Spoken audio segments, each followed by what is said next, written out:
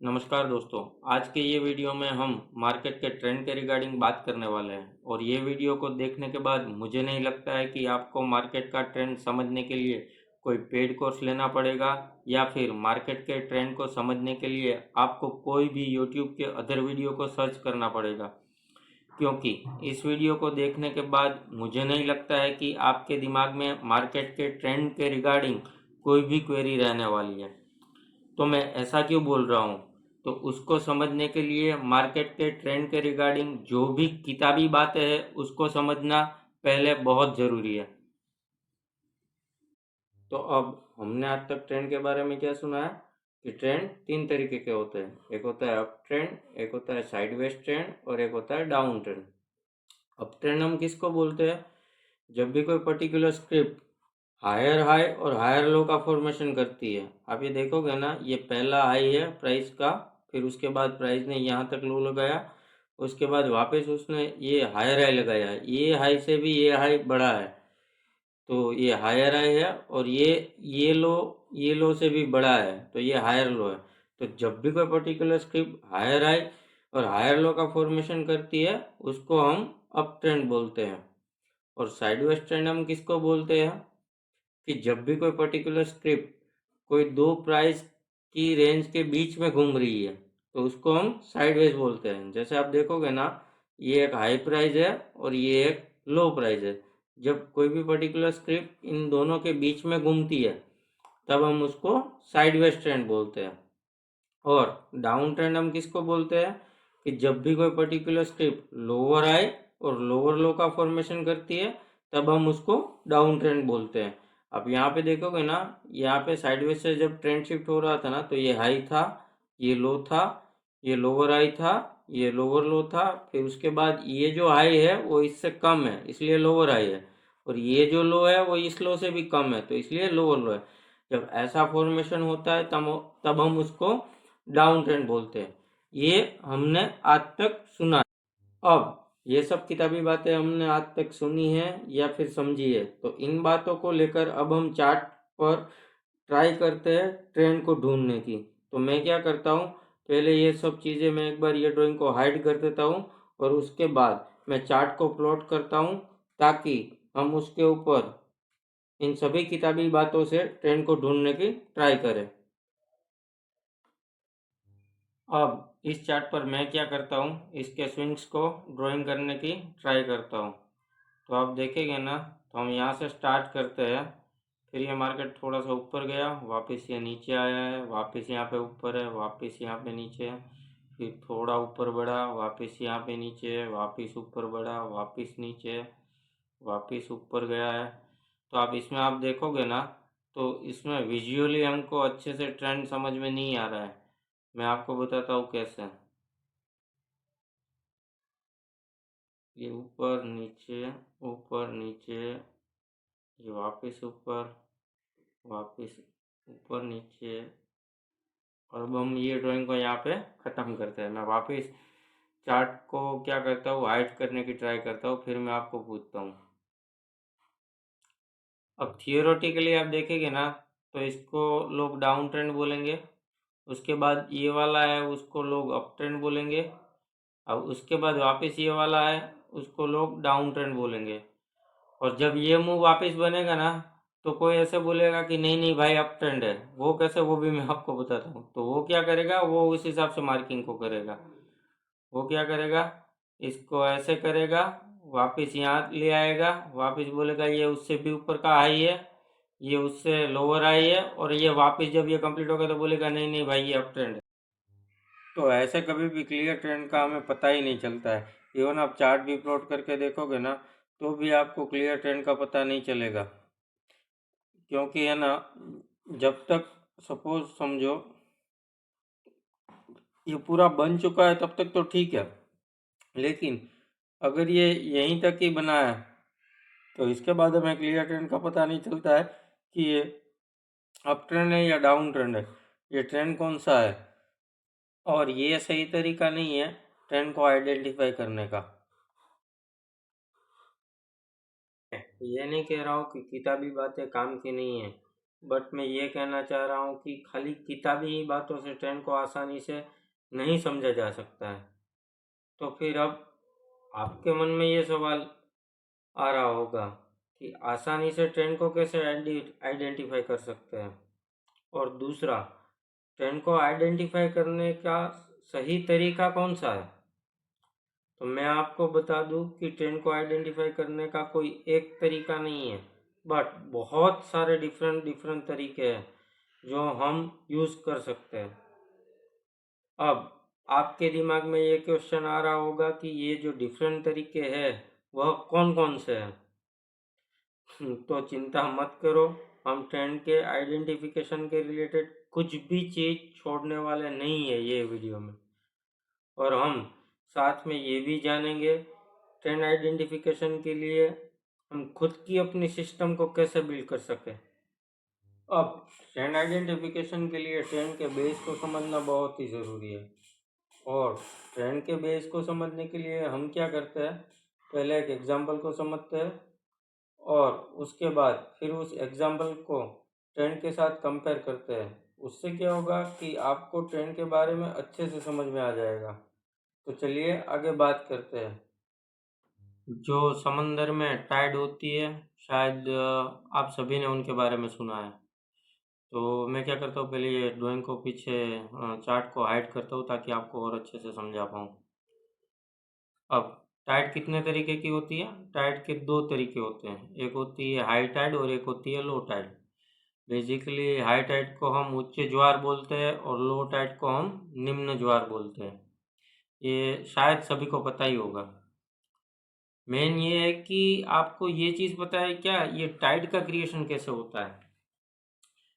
अब किसी भी प्रकार की टाइड के क्रिएशन के पीछे का मूलभूत कारण उनमें रही छोटी छोटी वेव्स होती है। जैसे ये ग्रीन कलर की लाइन है ना, वो वेव्स है, और ये उसकी टाइड है नीचे समंदर में। और नीचे वाले फोटो में देखोगे ना आप, तो लो टाइड में ये रेड कलर की है वो वेव्स है, और ये नीचे पूरी टाइड है। तो कहा ऐसा जाता है कि वेव का मेजर फोर्स जिस डायरेक्शन में ज़्यादा होता है उस डायरेक्शन की टाइड बनती है। जैसे कि ये वेव का फोर्स इस डायरेक्शन में है तो हाई टाइड बन रही है, और ये वेव का फोर्स ये डायरेक्शन में है तो ये क्या है कि लो टाइड बन रही है। तो वेव का मेजर फोर्स जिस डायरेक्शन में होता है ना, उस डायरेक्शन की टाइड बनती है। अब उस टाइड के ऊपर हम एक वाटर स्केटिंग बोर्ड के थ्रू एक एक्टिविटी को करते हैं। जो ये बगल वाला फोटो है ना, वो शायद आप सबको पता ही होगा। अब उस एक्टिविटी में क्या होता है कि वाटर स्केटिंग बोर्ड के ऊपर चढ़कर हमें जिस साइड की टाइड होती है ना, उस साइड वेव का सहारा लेकर आगे बढ़ना होता है। जैसे कि ये हाई टाइड है तो हम क्या करते हैं, ये हाई टाइड की का ये वेव का सहारा लेके हम यहाँ से आगे बढ़ने की ट्राई करते हैं। हम इसके ऑपोजिट वे में स्केटिंग नहीं कर सकते हैं या स्केट नहीं कर सकते। क्यों? क्योंकि अगर हम ये वेव के साइड अगर स्केट करेंगे ना, तो हम ये वेव हमें आसानी से आगे बढ़ाने में हेल्पफुल होगी। और अगर इसके अगेंस्ट हम स्केट करने जाएंगे ना, तो बीच में फंस जाएंगे। मैं ये नहीं कह रहा हूँ कि हम यहाँ को आगे बढ़ नहीं पाएंगे या फंस जाएंगे या इस वेव को पीछे की साइड पार नहीं कर पाएंगे, लेकिन उसकी प्रोबेबिलिटी कम है। मेजर प्रोबेबिलिटी क्या होती है स्केट करने की, वेव की डायरेक्शन जिस दिशा में होती है ना, हम उस दिशा में वेव वाटर स्केटिंग बोर्ड के ऊपर चढ़कर स्केट करने की ट्राई करते हैं। तो अब आपको लग रहा होगा कि इन बातों का ट्रेंड के साथ क्या कनेक्शन है।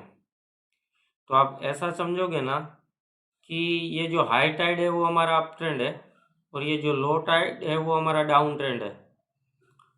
और हमें क्या करना है, जब भी अप ट्रेंड होता है तब हमें बाइंग के लिए ही देखना है। तब हम उस टाइम पे सेलिंग पोजीशन के बारे में नहीं सोचते हैं। सेम जैसे ये वाटर स्केटिंग बोर्ड के थ्रू हम हाई टाइड या लो टाइड उसके वेव के साथ स्केट करने की ट्राई करते हैं, उसी हिसाब से मार्केट में हम क्या करते हैं कि ट्रेंड जिस डायरेक्शन में होता है ना, उसके साथ हम ट्रेड करने की ट्राई करते हैं। और जैसे ये लो टाइड है तो उसको हम कंपेयर करते हैं डाउन ट्रेंड के साथ में। तो जैसे अगर कोई भी पर्टिकुलर स्क्रिप्ट का ट्रेंड डाउन है तो ये समझ लो हम उसके अगेंस्ट ट्रेड नहीं करेंगे।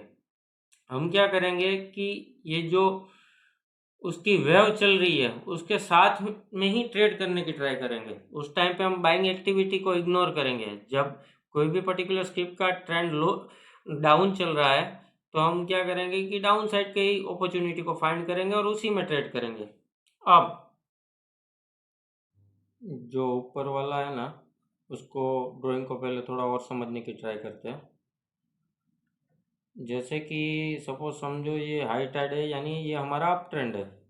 तो हम अप ट्रेंड में बेसिकली हमें क्या करना होता है कि यहाँ पे टॉप पे बाइंग करनी नहीं होती है, क्योंकि हमारा जो मेन ट्रेंड होता है ना, ट्रेंड और टाइड और वेव्स, और ट्रेंड और वेव्स वो दोनों भी डिफरेंट है, और टाइड और वेव्स वो दोनों भी डिफरेंट है। टाइड भी छोटी छोटी वेव्स से बनती है और ट्रेंड भी आप समझो ना तो छोटे छोटे वेव्स से बनता है। तो उसमें करना क्या रहता है, हमारे ट्रेडिंग के अंदर जिस साइड का ट्रेंड होता है ना उस साइड का हमें ट्रेड लेना होता है, ये तो हमें पता है। लेकिन वो ट्रेड को हम यहाँ पे नहीं लेते हैं वेव्स में। टॉप पे जाके कभी भी वेव्स में उस साइड का ट्रेड इनिशिएट करने की हम ट्राई नहीं करेंगे। क्यों? क्योंकि जैसे ही हम यहाँ से बाइंग ट्रेड लेंगे तो ये वेव तो वापस नीचे आएगी, वापस ऊपर जाएगी। तो यहाँ से अगर कोई ट्रेड इनिशिएट करेंगे तो हमारा ट्रेड लॉस में चला जाएगा। हम क्या करते हैं कि ये जो जब वेव होती है वो वापस मुड़कर उसकी डायरेक्शन मेजर डायरेक्शन में बढ़ने की ट्राई करती है ना, तब हम ट्रेड को यहाँ पे इनिशिएट करते हैं। तो ये चीज़ें क्या हम थोड़ा चार्ट पर समझने की ट्राई करते हैं। तो मैं क्या करता हूँ, ये ड्राइंग को पहले रिमूव कर देता हूँ और फिर चार्ट को प्लॉट करता हूँ ताकि आपको सही से समझा पाऊँ। अब आप इसमें देखोगे ना, मेरे लिए ये एक ट्रेंड है। जब तक ये एक्वा है तब तक ये ट्रेंड है। मैं थोड़ा छोटे टाइम फ्रेम में समझाता हूँ आपको, ताकि पहले आपको ट्रेंड के बारे में समझ में आ जाए। मैं ट्रेंड के लिए जैसे ये आप समझोगे ना, 1 आवर 15 मिनट पे चले जाते हैं।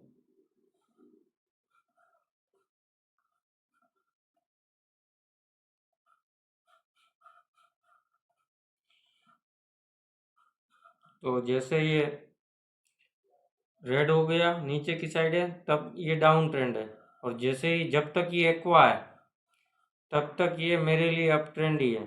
अब आप इसमें देखोगे ना तो इसमें भी बहुत सारी वेव्स है। आप देखो, अब इसको वेव्स का ऐसे हम कंपैरिजन करते हैं। यहाँ से गया, यहाँ पे नीचे आया, वापस यहाँ से ऊपर गया, वापस यहाँ से नीचे आया, वापस यहाँ से ऊपर गया, वापस यहाँ से नीचे आया।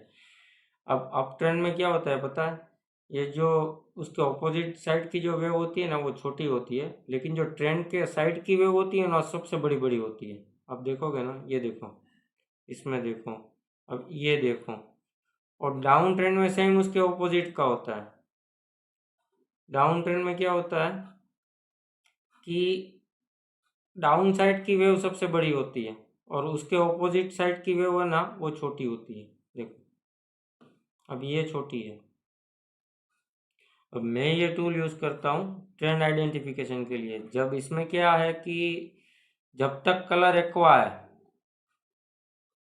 तब तक मेरे लिए वो ट्रेंड अप है, तब मैं उसको कभी भी शॉर्ट करने की ट्राई नहीं करूँगा। और उसमें वेव तो सब तरीके की आएगी। आप देखोगे ना, ये बड़ी वेव है, ये छोटी, वापिस ये वेव है, वापिस ये। तो मैं क्या करता हूँ, ये वेव को ट्रेड नहीं करता हूँ, मैं ऑलवेज यही वेव को ट्रेड करने की ट्राई करता हूँ।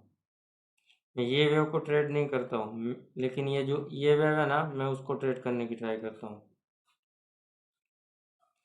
अब आपके दिमाग में कन्फ्यूजन हो रहा होगा कि हम टाइड किसको बोले और वेव किसको बोले, कौन से टाइम फ्रेम को हम एज अ टाइड ले और कौन से टाइम फ्रेम को एज अ वेव ले। तो अभी क्या करते हैं कि ये वीडियो को थोड़ा यहीं पे पॉज करते हैं, क्योंकि ये वीडियो बहुत ही लंबा हो जाएगा फिर। और उसके बारे में हम डिटेलिंग में क्या करते हैं आगे आने वाले वीडियो में बात करते हैं, जिसमें हम सब तरीके का समझेंगे कि मल्टीपल टाइम फ्रेम को हम कैसे मर्ज करेंगे, कौन सी टाइम फ्रेम में किस प्रकार के ट्रेड के लिए किसको टाइड कंसीडर करेंगे और किसको वेव कंसीडर करेंगे, और हम अपनी खुद का ट्रेंड आइडेंटिफिकेशन सिस्टम कैसे डेवलप कर सकते हैं, और कितनी डिफरेंट डिफरेंट तरीके का ट्रेंड आइडेंटिफिकेशन सिस्टम होता है, वो सब चीज़ हम उस वीडियो में समझेंगे। तो चलिए, आशा करता हूँ कि ये वीडियो आपको बहुत ही अच्छे से समझ में आया होगा, और अब हम मिलते हैं इसके नेक्स्ट वाले वीडियो में।